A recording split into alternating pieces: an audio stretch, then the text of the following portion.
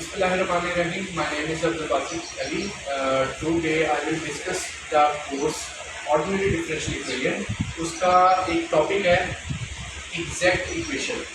तो आज हम लोगों ने देखना है कि एग्जैक्ट इक्वेशन होती क्या है और इस इक्वेशन को सॉल्व कैसे करते हैं। तो सबसे पहले हम देख लेते हैं एग्जैक्ट इक्वेशन की फॉर्म किस तरह की होगी। आपके सामने यहाँ पे इक्वेशन नंबर 1 है, ऐसी इक्वेशन जो mx, y dx plus mxy dy equal to 0, यानी ऐसी डिफरेंशियल इक्वेशन जो आपके पास m dx plus n dy की फॉर्म में लिखी जा सके, ऐसी डिफरेंशियल इक्वेशन को हम लोग क्या बोलते होते हैं, एग्जैक्ट इक्वेशन। ये इक्वेशन उस टाइम एग्जैक्ट होगी जब ये कंडीशन इसकी सेटिस्फाई होगी, जब आप m का partial derivative with respect to y find करेंगे और n का partial derivative with respect to x, जब इनके पार्शियल डेरिवेटिव दोनों आपस में बराबर हो जाएंगे, देन हम कहेंगे इक्वेशन नंबर 1 जो है वो हमारी क्या होगी, एग्जैक्ट इक्वेशन होगी। तो ये हमारे पास शॉर्ट सा इंट्रोडक्शन था एग्जैक्ट इक्वेशन का। मैं अगेन इस बात को रिपीट करता हूँ, अगर कोई भी डिफरेंशियल इक्वेशन एग्जैक्ट होगी उस टाइम जब आपके पास partial m over partial y और partial n over partial x दोनों आपस में बराबर होंगे। तो अगर ये दोनों बराबर होंगे देन हम कहेंगे कि equation number 1, this equation is exact equation. अब नेक्स्ट स्टेप ये होगा कि हमें इस एग्जैक्ट इक्वेशन को सॉल्व कैसे करना होगा। उस इक्वेशन को सॉल्व करने के कुछ स्टेप्स हैं जिनको हम लोगों ने फॉलो करना है। Number 1 step is integrate m। ये जो आपके पास m आएगा आपने उसको इंटीग्रेट करना होगा विद रिस्पेक्ट टू x और इसमें y एज अ कांस्टेंट के तौर पर इस्तेमाल करना होगा, यानी कि y को हम लोगों ने कांस्टेंट ट्रीट करना है और जो हमारा वेरिएबल होगा वो क्या होगा, x होगा। Second step is integrate n। आपने n को इंटीग्रेट करना होगा जबकि y जो होगा वो इंडिपेंडेंट ऑफ x, यानी कि आपने यहाँ पे जो n है वो फ्री ऑफ वेरिएबल यानी कि y चूज करना होगा, फिर उसे integrate with respect to x integrate कर देना है। एंड थर्ड वन इज कि आपने स्टेप 1 और स्टेप 2 को ऐड करना है और इनिशियल वैल्यू प्रॉब्लम इस पर इस्तेमाल करनी है। इनिशियल वैल्यू प्रॉब्लम यूज करके आप आर्बिट्रेरी जो कांस्टेंट यूज हो रहा होगा आ रहा होगा उसकी वैल्यू हम लोगों ने कैलकुलेट करनी है। तो अब इन स्टेप्स को हम लोग स्टूडेंट्स क्वेश्चन पर अप्लाई करते हैं जिससे आपको बेहतर तरीके से अंडरस्टैंडिंग होगी। मैंने एक क्वेश्चन लिया है जो कि ऑर्डिनरी डिफरेंशियल इक्वेशन बाय जिल, डीजे जिल की बुक का क्वेश्चन है। हम इसको सॉल्व करते हैं, तो सॉल्व स्टार्ट करते हैं। सबसे पहले हमारा यहाँ पे क्या होगा, आइडेंटिफिकेशन होगी। हमने m को आइडेंटिफाई करना है और n को आइडेंटिफाई करना है। तो आपके पास जो जनरल फॉर्म है वो क्या होती है, m dx plus n dy equal to 0। It's mean कि dx के साथ जो चीज होगी वो आपके पास m होगा। यहाँ पे हमारे पास dx के साथ क्या है, m y plus 2xy square, और आपके पास dy के साथ जो चीज होगी वो आपके पास क्या बन जाएगा, n आपके पास आ गया x plus 2x square y। अब हम लोगों ने फर्स्ट ये चेक करना है कि ये इक्वेशन एग्जैक्ट है या नहीं। एग्जैक्ट के लिए हमें क्या करना पड़ेगा, partial m over partial y calculate करना है और partial n over partial x calculate करना है।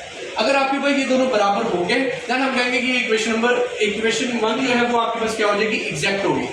फिर एग्जैक्ट के बाद हम इस इक्वेशन को सॉल्व करेंगे। तो सबसे पहले कैलकुलेट कर लेते हैं हम लोग partial m over partial y। तो यहां पर भी पार्शियल अप्लाई कर दिया, ये बन जाएगा y प्लस 2xy स्क्वायर। अब चूंकि आप partial derivative with respect to y calculate करें तो x इसके लिए क्या हो जाएगा, एज अ कांस्टेंट के तौर पर डील होगा। तो पार्शियल डेरिवेटिव हम लोगों ने स्टूडेंट फर्स्ट फंक्शन के ऊपर अलग से अप्लाई कर दिया और सेकंड फंक्शन के ऊपर अलग से अप्लाई कर दिया। तो आप जानते हैं पार्शियल y और पार्शियल y एक्चुअली 1 के बराबर हो गया।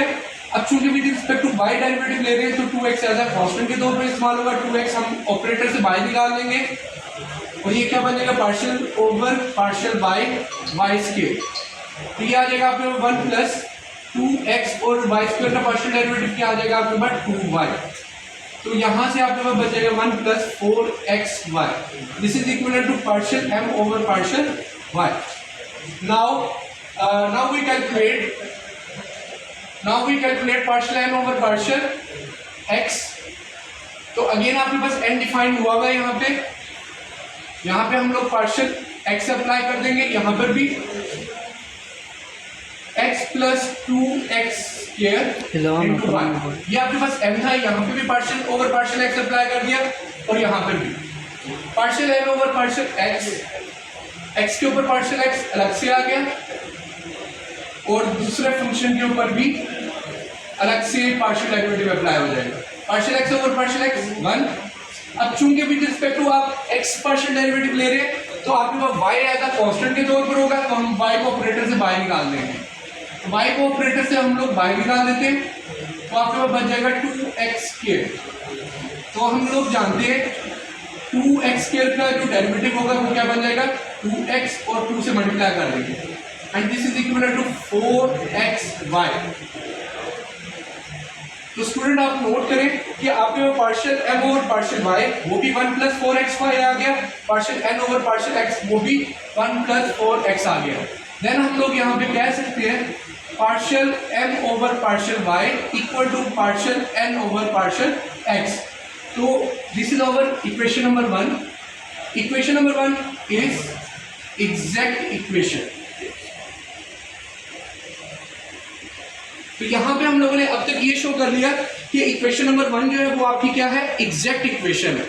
अब हमने इस एग्जैक्ट इक्वेशन को सॉल्व करना है। हमारा सेकंड स्टेप क्या होगा कि इस एग्जैक्ट इक्वेशन को सॉल्व किया जाए। अब वो सॉल्व करने के लिए मैंने आपको पहले भी स्टेप्स बताए थे, उन स्टेप्स को हम लोगों ने फॉलो करना है। वो स्टेप नंबर 1 क्या होगा, m को इंटीग्रेट करना है with respect to x, y as a constant के तौर पे इस्तेमाल होगा। Second step is integrate n with respect to y। आपने n को इंटीग्रेट करना है with respect to y, but यहाँ पे नोट कीजिएगा कि आपके पास n जो होना चाहिए वो free of the variable x होना चाहिए, उसमें x इंक्लूड ना हो। And third one is to combine the above two steps, यानी कि आपने फर्स्ट स्टेप और सेकंड स्टेप को कंबाइन कर देना है। Then apply the initial value problem.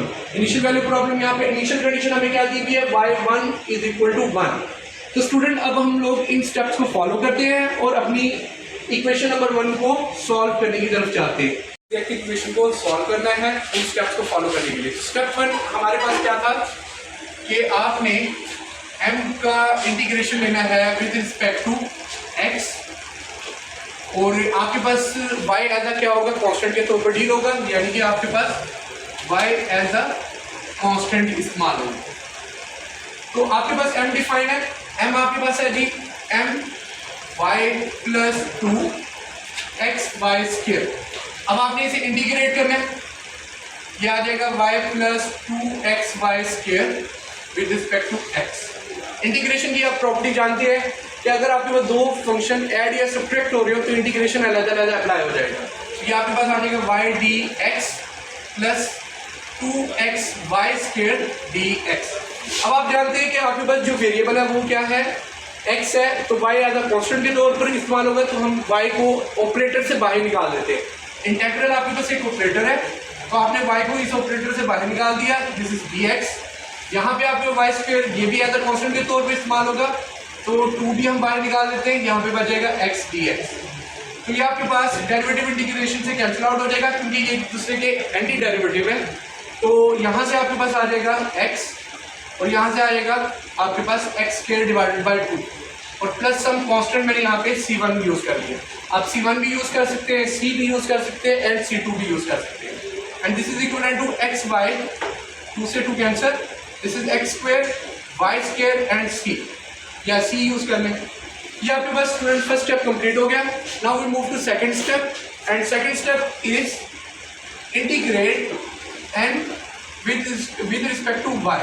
अच्छा, अब यहाँ पे एक पॉइंट है समझने वाला, यहाँ पे जो आपने n चूज करना है वो totally free of independent of x होना चाहिए, यानी कि उसके अंदर आपके पास x नहीं हो, सिर्फ जस्ट प्योरली y का फंक्शन आपने उसमें से पिक करना है।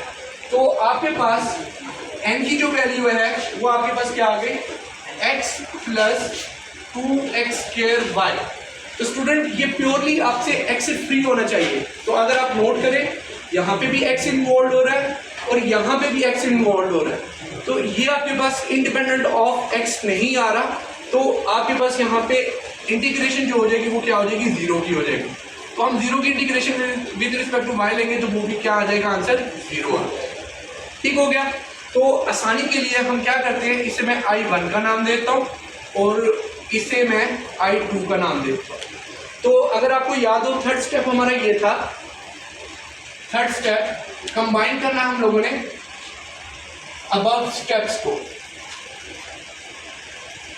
अब कंबाइन करने का मतलब क्या है कि आपने I1 + I2 करना है। तो यहाँ पे क्या होगा I1 + I2 इक्वल टू 0। तो I1 की वैल्यू आपके पास क्या आ गई, x y plus x square y square plus c, और यहां से I2 की वैल्यू आपके पास क्या आ गई, 0 equal to 0। Now x y plus x square y square plus c equal to 0, which is our required answer, equal to 0। तो सी आपके पास क्या आ जाएगा, -2।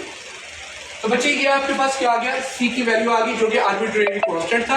अब इस वैल्यू को हम अगेन अपनी रिक्वायर्ड आंसर में पुट करेंगे तो ये हमारा कंप्लीट आंसर हो जाएगा।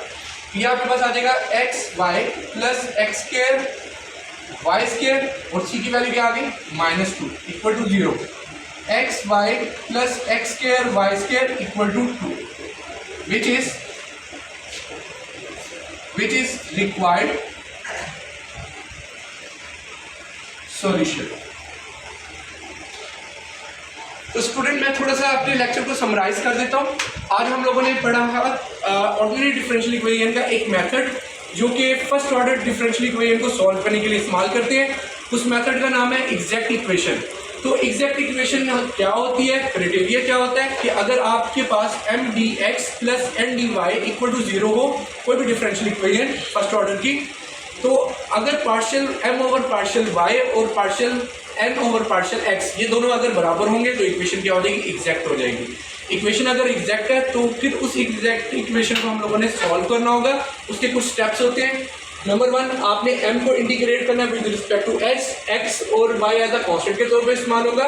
सेकंड स्टेप इज इंटीग्रेट करना होगा n को with respect to y, but यहाँ पे आपके पास n जो चूज करना है वो टोटली इंडिपेंडेंट ऑफ x होना चाहिए।